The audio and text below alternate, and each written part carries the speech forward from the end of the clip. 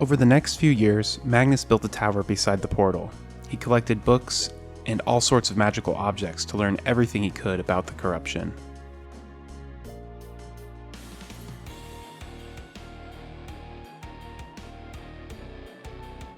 Eventually, he had a breakthrough. He learned that with the right focus, he could draw upon his anger towards Supreme Calamitas to pass between the corrupt Netherrealm and back again. When he came through the portal, his friends were overjoyed to see him. However, the excitement of their reunion diminished when they realized that they were unable to pass through the portal. They had been trapped in the realm for too long. Their connection to the world of Terraria was almost gone. Even though they were still trapped, they offered all of their services to Magnus to help him along his journey. Magnus was one step closer to saving his friends, and his commitment to studying and learning was stronger than ever.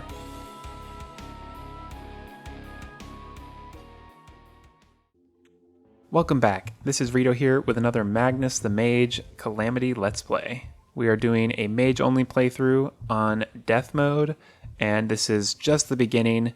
You can see we've got our base.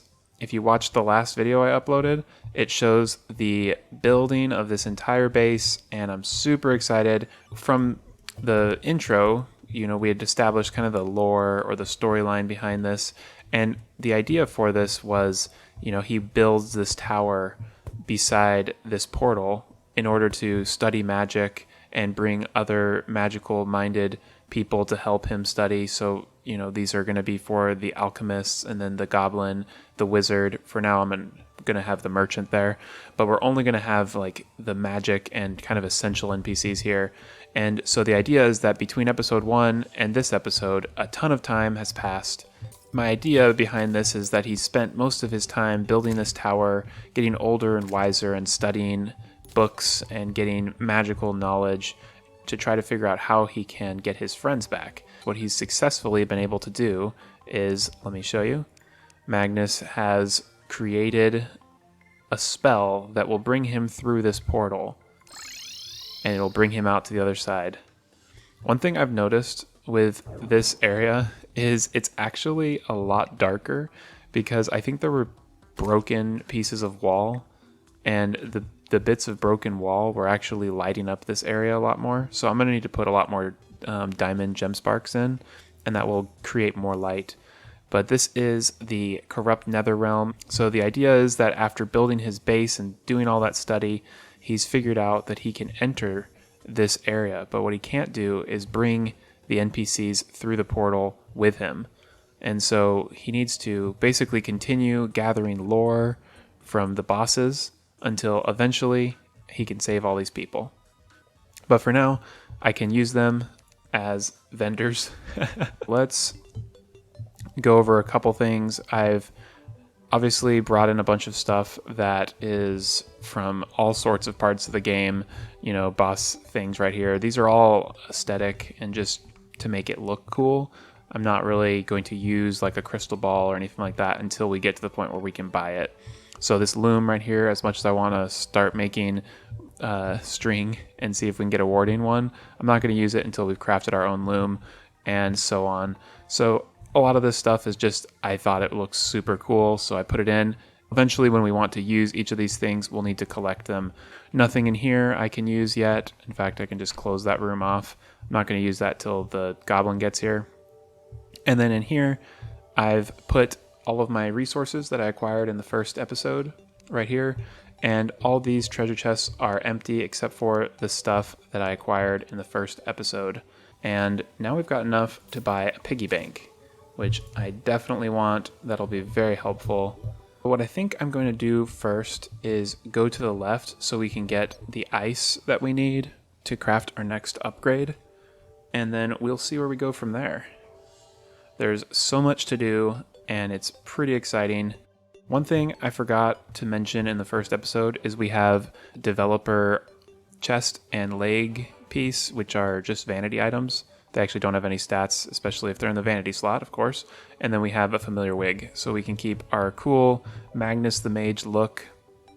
I wanted him to look kind of like a scholar, and this outfit worked really nicely for that. We also have gravitation potions, which would be pretty sweet.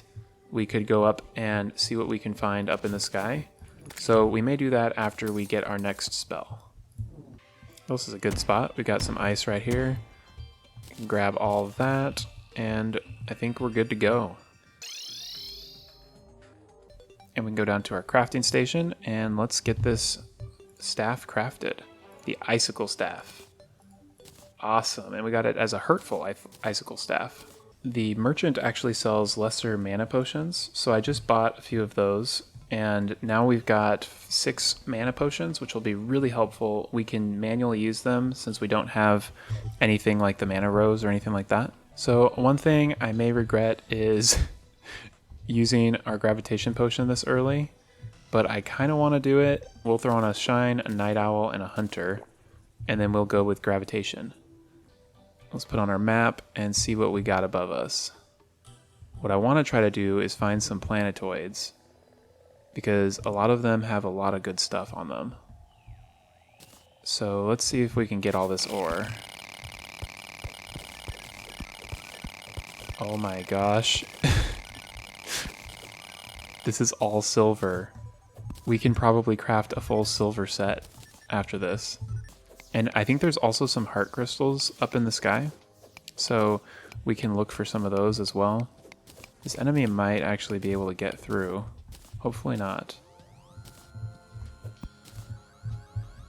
Well, we got like 190 silver ore from that. That was insane. Oh my goodness, we can't breathe up here? We need to get out of the sky. I don't know what's killing me so fast. Oh no. Oh, that's horrible. I think if you get into space in death mode, you get killed. Well, that's different. I've never had damage in space.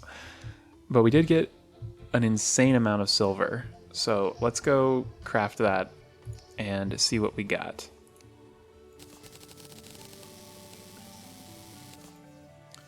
Tons of silver. And we got another mana crystal. So that's really good. We're actually getting a little bit more powerful. Not much, but the more mana we get early on, the more we're going to start feeling a little bit more safe. Ooh, we could do a sapphire staff. So let's do that. And then let's finish off our Wulfrum armor as well. And I may also go ahead and do silver armor.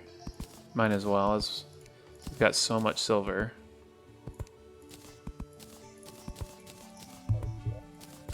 So we've got a full Wulfrum set, and we've got a full silver set. The silver gives us a lot more defense. We should be pretty good to kill some enemies out here and maybe farm up a few stars, because when we need to, we can actually regenerate our mana with a potion. And we can just run across and pick up as many stars as we can.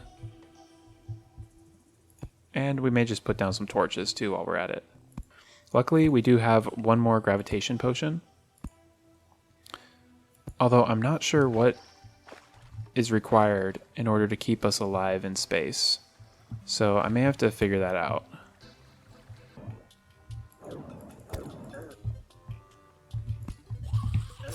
Oh no. Yeah, that wasn't going to work out well for us. Like 10 zombies and a bunch of Andalons.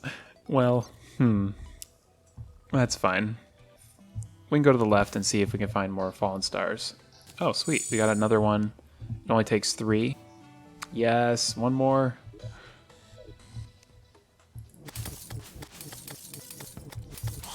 One thing I realized is we haven't even tried using our frost staff yet.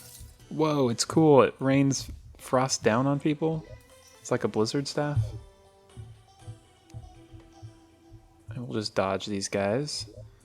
I'm going to switch the demonic frostbolt up to the front, because I think that's my best spell.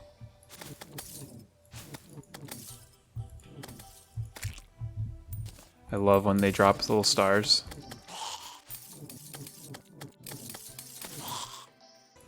This is really fun. I enjoy just fighting enemies in the night, picking up little mana crystals. We've already got 100 mana, making huge progress.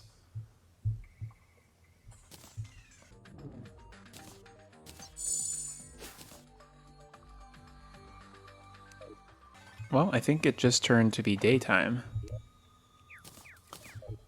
So let's go see if we can find the corruption. I know it may be a bit early on, but if we could get one of the mana regeneration items from the corruption, that would be so epic. Okay, well, here we go. We've got our first entrance, and that doesn't look like it's going to work out. Luckily this pierces, so killing those guys right there is not that bad. Okay, well, I've explored all the different tunnels, and it looks like we're not finding the way down to the orbs, so I'm just going to start bombing.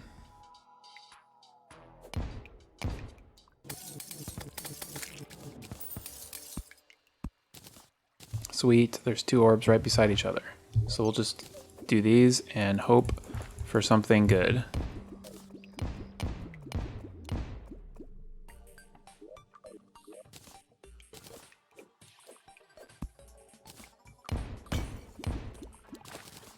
And we didn't get anything. We got a musket and a ball of hurt. But that's alright. One thing I really like about the start of the game is it's a bit like aimless. You have like some goals, but pretty much everywhere you go, there's something to find and something to power you up with.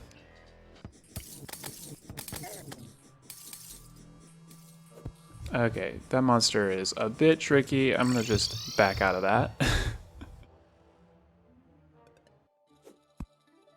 So one thing I want to do is run on over to this pond that we've got to the right of our base, and then we can pick up some water. Actually, this might be closer. Okay, so let's do bottled water, make 16 of those. And I'm curious what the Wulfrum staff is, so let's keep farming up some Wulfrum whenever we find those guys, because we still need to craft the Wulfrum staff and we need 12. So now that we have bottled water and Daybloom, we just need iron, and then we could craft a bunch of iron skin potions. So here we go. Craft 16 of those, and then we will continue farming, because hopefully we can get 30 and we'll have an unlimited iron skin. Whoa, we can buy a crimson rod from the merchant? I'm gonna do that for sure. That's kind of cool. And then let's spend the rest on mana potions. 300 mana potions.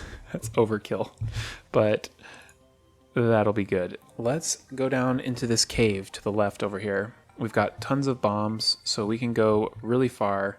Hopefully we can find a cloud in a bottle or some Hermes Boots or something. We're actually getting powerful. Feels so good to just see a bat and kill it really quick. Okay, so this is as far as we got last time. We found an underground house.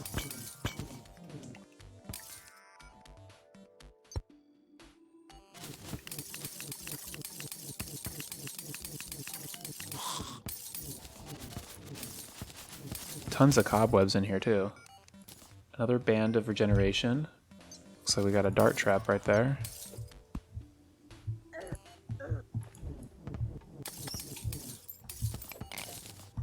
Ooh, I just saw a flash of a house down below us and a minecart. Ooh, our magic proficiency leveled up.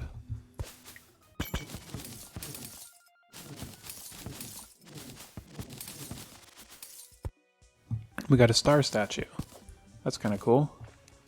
And Hermes Boots, warding Hermes Boots. That is so good.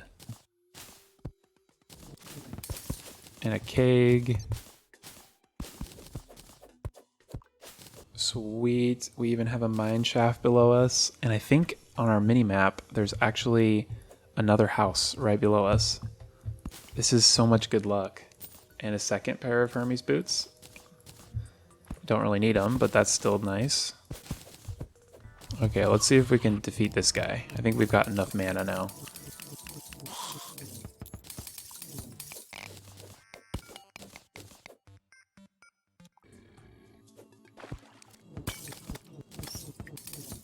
Whoa, that was close. We had a dart trap right there, and I jumped right over it. This magic spell we do lights up the ground below you, so it really helps finding houses. You just keep your minimap opened and zoomed. Oh, sweet. We have an enchanted boomerang. It's kind of fun. Getting so many good potions too. Although our inventory is getting pretty full. We do have our piggy bank, so let's drop our piggy bank down and put away a few things. Let's just take a quick look over here and see what's going on.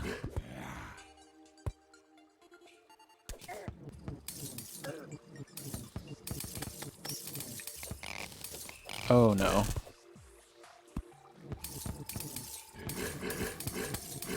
So many mobs over here. Oh my gosh. This is so dangerous. Oh, another minecart? Whoa, we made it all the way down to lava already?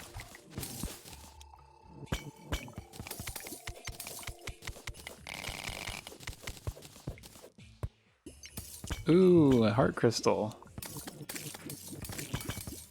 Okay, let's grab this heart crystal real quick before we lose our air.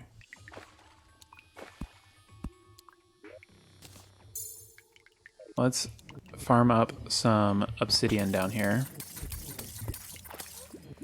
Actually, I'll just start throwing some bombs.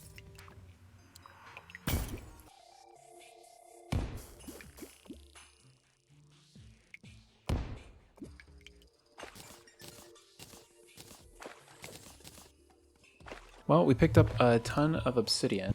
We could do an obsidian skull at the furnace. That would actually be nice. We could maybe get a good roll on it.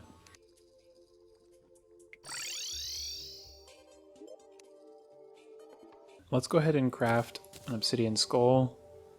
Maybe let's craft 2 just to see if we can get something. Okay, spiked. That's good. It gives us 1 defense as well. So that's also another added benefit. Looks like our base is getting invaded by some slimes over here. Take these guys out real fast. One thing I want to do is quickly craft a loom. So let's put down our loom and see what we can make with some string. Oh, we got warding. There we go. Warding string. We don't need the yo-yo or anything, but this is one of the only craftable accessories that we can get this early on. And so it actually is a really easy way to just kind of re-roll things before you have the Goblin Tinkerer. But the first thing I want to do is go to our floating island that we found. In fact, let's zoom out a little bit so we can see a bit better. Probably should have walked under it and then used this. Give us a little bit more time, but it'll be fine. Okay, we are to our floating island. Hopefully there'll be something good in here. Oh, a balloon. Nice. I'll put that on over the aglet. And then let's press on. And we need to make sure we do not get up into the sky too far. Let's go ahead and travel to the right and see if we can get into the underground desert. Ooh, these boots are helping so much. We've got 22 defense now with our silver armor and our accessories. This warding white string is actually quite helpful.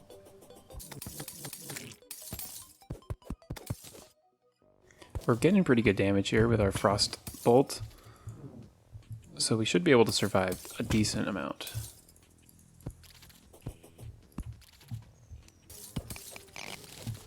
One thing I miss about the Anna the Archer playthrough was that onyx excavator key that we got really early on in the game. That helped so much with mining and movability and everything. Oh, I just remembered. We also have that boss that spawns down here.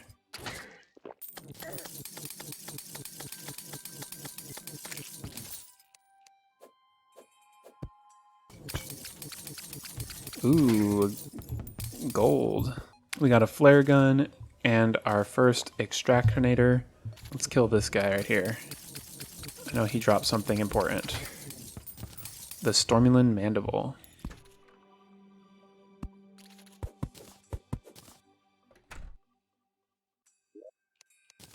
Oh, we got our third Band of Regeneration. Wow, that thing makes a scarier noise now. Oh yeah, we got our first shrine. I don't know what item we're gonna get from it though.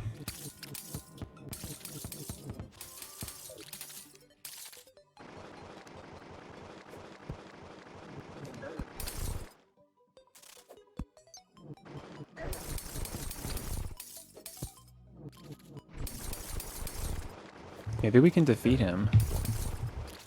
I don't know. It's hard to dodge. I don't know if he's gonna come through the floor if we don't keep him engaged. I wonder if we can bounce some stuff off the walls.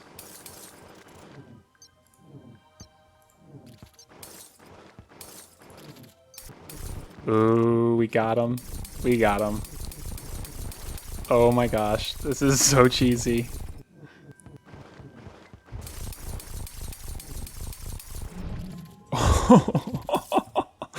Oh, that's so cheese. But I mean, that's how the weapon works. So let's wall ourselves in. Actually, let's grab this before we wall ourselves in. Oh no. Okay, okay. I gotta wall myself in. We got the Trinket of Chi. After 2 seconds standing still and not attacking, you gain a buff. This buff boosts your damage by 50% and decreases damage taken by 15%. This buff deactivates after you move or attack once. You know, that's actually decent. I don't know if I'd want to pick it over what I've got currently, but it's pretty good. We got the Amidia's Spark, which says if you take damage, you release a blast of sparks. So that's pretty good. And we have victory shards and some coral items to craft Victide bars. Wow, there's so many enemies down there.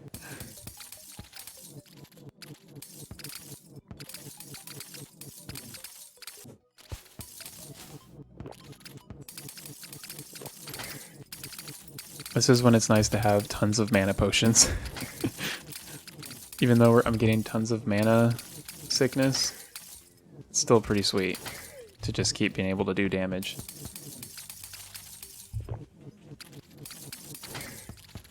Sweet. Okay, we got the boss coming at us now.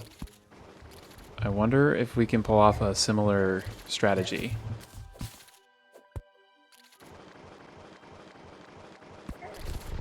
No.